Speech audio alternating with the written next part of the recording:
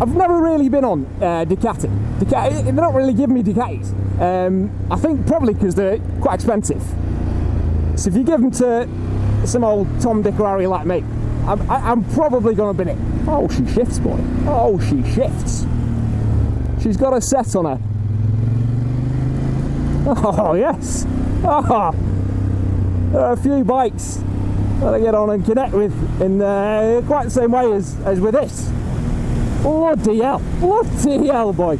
Lifting out of the seat there. Lofty. If you're looking for some raw speed and some muscular power, something that'll wheelie in most gears, then by all means buy a DUCATI Monster. I don't come to today. Oh, I'm just going to get home.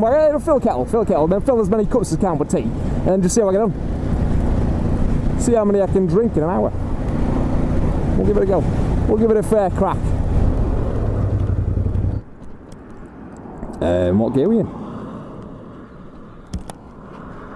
Oh, Jesus. This gearbox is bollocks.